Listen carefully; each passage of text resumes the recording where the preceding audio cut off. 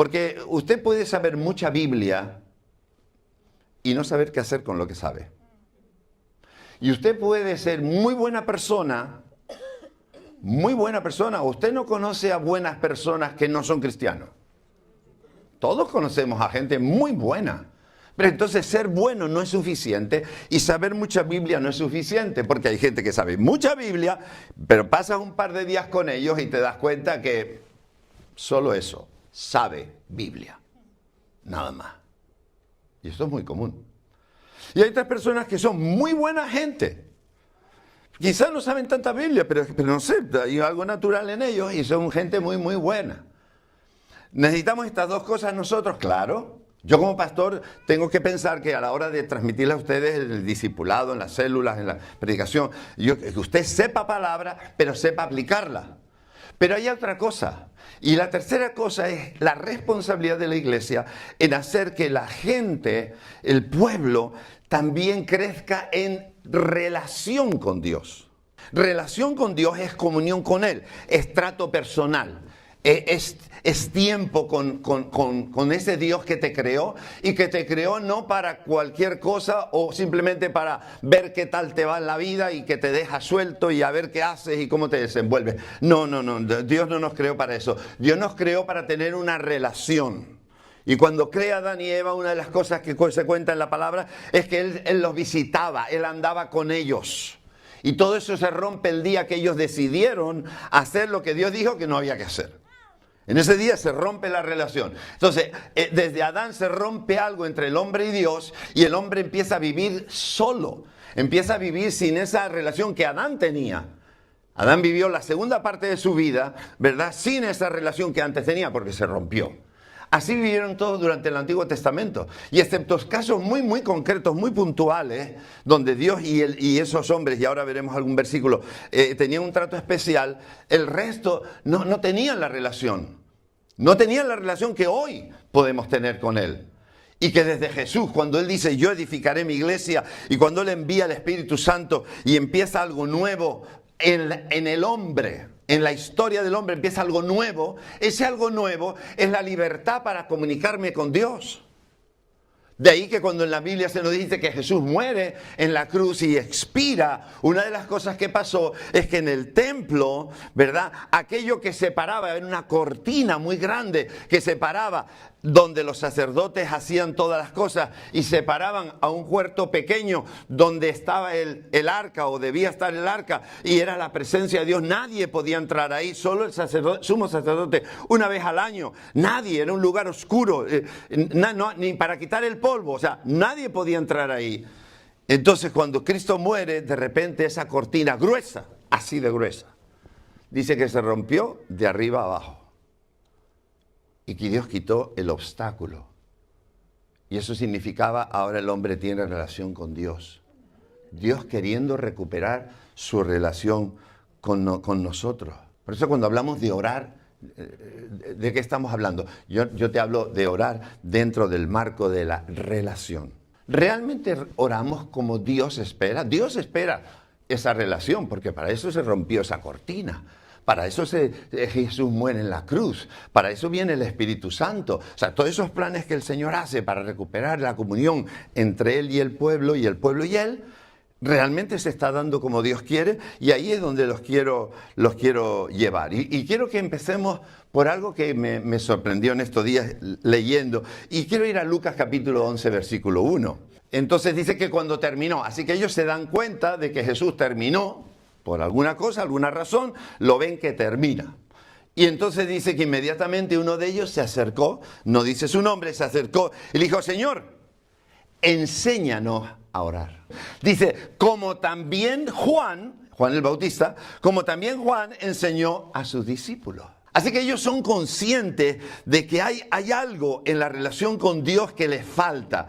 Y ellos dicen, Juan el Bautista estaba enseñando a su gente a orar.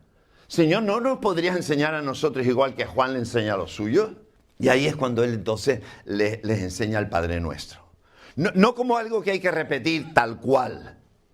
¿verdad? Sino como algo que es una muestra de cómo construir, qué debe haber en un tiempo de oración con Dios, qué contenidos. Y entonces cuando analizas el Padre Nuestro te encuentras esos diferentes contenidos donde uno de ellos es pedir perdón. Porque la oración no es otra cosa, sino es una charla entre amigos. O mejor dicho, una charla entre enamorados. Mateo 26, 39, la escena es en el Getsemaní, en el huerto. Acababan de terminar la cena, la última cena, suben y antes de él ser apresado hay unos movimientos ahí, ¿verdad? Y en uno de ellos dice que él estaban muy angustiados por lo que iba a pasar al día siguiente y entonces les dice, bueno, quédense ustedes aquí, estén velando, yo me voy a apartar un poquito y voy a orar solo. Termina de orar y dice, vino luego a sus discípulos y los halló. ¿Cómo los halló? Durmiendo. Y dijo a Pedro, así que no habéis podido velar conmigo una hora. Esto llama la atención poderosamente. Porque Jesús en su mente, el ratito que estuvo allí fue una hora. Porque si los dejó para ir a orar y volvió y les dice, no habéis podido esperar una hora, es porque Él usó una hora en su tiempo. Pero ya no hablo de cuánto Jesús oraba, no, porque no es lo importante ahora, sino el hecho de que Él esperaba que esa gente que está ahí orando por Él, por la situación, por lo crítico que era el momento, por lo menos orase una hora. Y a nosotros nos cuesta orar 10 minutos. No lo analizamos, pero es que es una realidad. A Jesús contaba con que sus discípulos orasen una hora. Por lo menos la misma hora que estuvo él allí. Y es una queja. No habéis podido orar ni una hora. ¿Sabes que Jesús quiere pasar tiempo contigo? ¿Tú sabes que Jesús quiere hablar contigo? Entonces la oración al final, ¿qué es? Porque la Biblia también nos dice que Él ya sabe lo que vamos a decir antes que abramos la boca. Entonces la preocupación de Dios no es que enumeres cada detalle de lo que te falta o de lo que quieres que Dios haga y tal, y que no se te olvide nada, porque si se te olvida, Dios no lo hace. No, por favor. Dios lo que quiere es sentarse contigo. La oración es que yo vengo a pasar un rato con Él y evidentemente quizá parte va a ser, Señor, mira mis cargas, pues estoy pasando por esto y tal, y consuélame, o mira a mi mamá, a mi papá. Eso está bien, no está mal. Pero ¿y el resto del contenido? Porque la oración no es eso. Pasar un tiempo con Dios cada día, por lo menos una hora, y son esos tiempos, pero un tiempo donde guardamos silencio. Porque Dios quiere hablar conmigo. ¿Cuándo me va a hablar si cuando termino de contarle todo lo que necesito, me levanto y me voy? ¿Cómo me va a hablar si no me paro delante de la palabra y aparte de leer como quien lee una novela, aparte de eso intento decir, bueno, ¿y esto qué tiene que ver conmigo? ¿Qué me quieres decir hoy? ¿Qué me quieres decir hoy? Es fundamental a nuestra vida para el día de hoy. Pero es una actitud que yo tengo que tener. Así que yo me tengo que programar. Tú dices, pero yo estoy muy ocupado. Ese es el problema. Que hemos puesto a Dios al final. Y al final no hay tiempo. Es que hemos invertido el orden. El tiempo para el Señor es el del principio. Porque a Dios hay que darle lo primero. Lo primero. Y entonces ese Dios con el que estás teniendo una relación es el Dios que la Biblia habla, que dice que te cuida.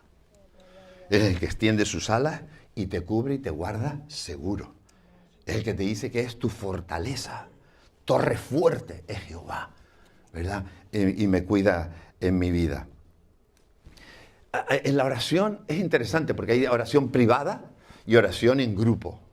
La oración privada es vital. Jesús les dijo, dice, vosotros cuando oréis, enciérrate en tu cuarto, cerrada la puerta, y tu Padre que ve o escucha en lo secreto, te recompensará en público. Así que es ese tiempo de estar a solas también. Pero también lo hay en grupo. Porque Él dijo, si dos se pusieran de acuerdo en cualquier cosa aquí en la tierra, ¿verdad? Como dice en Mateo 18, 19, dice, otra vez os digo, que si dos de vosotros se pusieren de acuerdo, dos, entonces ya está hablando de grupo, como estamos ahora, somos dos, no, somos más. Está hablando de nosotros en este momento. Dice, dos de vosotros se pusieran de acuerdo en la tierra en cualquier cosa que pidieren, les será hecho por mi Padre que está en los cielos. Porque donde están dos o tres congregados en mi nombre, allí estoy yo en medio de ellos. Entonces uno tiene que pedirle al Señor, Señor, ayúdame para cambiar mi mentalidad. La oración no es un castigo, la oración es un privilegio, es un tiempo con Dios, pero es un tiempo concreto donde lo hago yo a solas, puede ser un tiempo concreto donde también lo hago con gente, pero estoy todo el día.